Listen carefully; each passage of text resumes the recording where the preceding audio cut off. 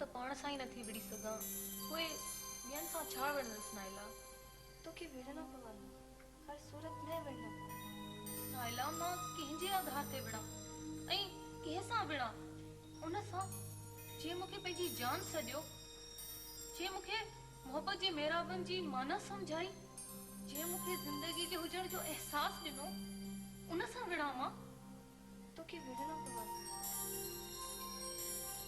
छा मतलब? ही छा आहे?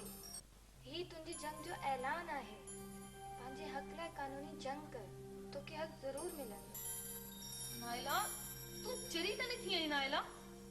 मां उन सां विड़ां जेके मां पंहिंजो मजाज़ी ख़ुदा सम्झियो आहे, जेके मां पंहिंजो वजूद सम्झियो आहे, मां उन सां विड़ां?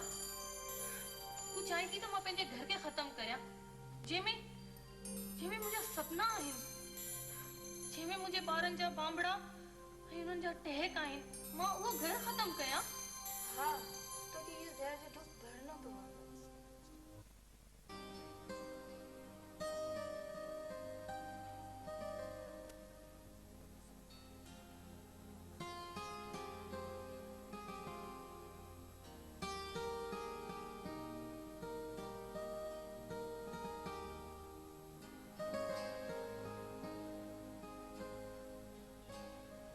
मूंखे हिकु ॻाल्हि सम्झ में न आई त कल्ह तोखे छा थी वियो हो।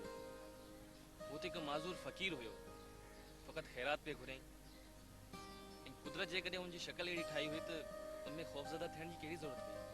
शकील, आउं तोखे हिकिड़ी ॻाल्हि ॿुधाए छॾियां। माज़ूर माण्हुनि खे आउं जॾहिं बि ॾिसंदी आहियां त ख़बर न मूंखे लाइ छा थी वेंदो आहे। उन्हनि जी मौजूदगी खे आउं कुझु देरि जे लाइ बि बर्दाश्त न आहियां करे सघंदी। मुंहिंजी अजीब कैफ़ियत थी वेंदी आहे। ॾिस फिज़ा, हिन दुनिया में केतिरा इंसान अहिड़ा आहिनि जेके कंहिं न कंहिं सूरत माज़ूर या अपाहिज आहिनि, ऐं रोज़मर्रा जी ज़िंदगी में रोडनि रस्तनि ते उन सां तकरार थींदो रहंदो न। आई नो इट शकील, पर मां छा कयां? मुंहिंजी अजीब नेचर आहे। मूंखे इहो सभु ॾिठो नथो थिए। जॾहिं बि कोई अहिड़ो शख़्स या औरत मुंहिंजे इर्द गिर्द बि हूंदा आहिनि त उहो मां जाइ छॾे ॾींदी आहियां।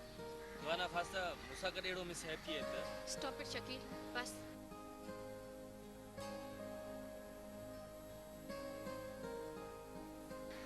मुंहिंजी हिकिड़ी ॻाल्हि ॿुधी छॾिजांइ। कॾहिं बि का अहिड़ी सूरत हाल पैदा थी बि वई त यादि रखजांइ, मां तोखां एतिरो त परे हली वेंदसि जो तूं मुंहिंजी सूरत ॾिसण जे लाइ बि तरसी वेंदे। छा तूं मूंसां बि 100%, बल्कि 500%। अहिड़ी कंहिं बि ख़ुशफ़हमी में मुब्तला न रहिजांइ। मां कुझु बि करे सघां थी।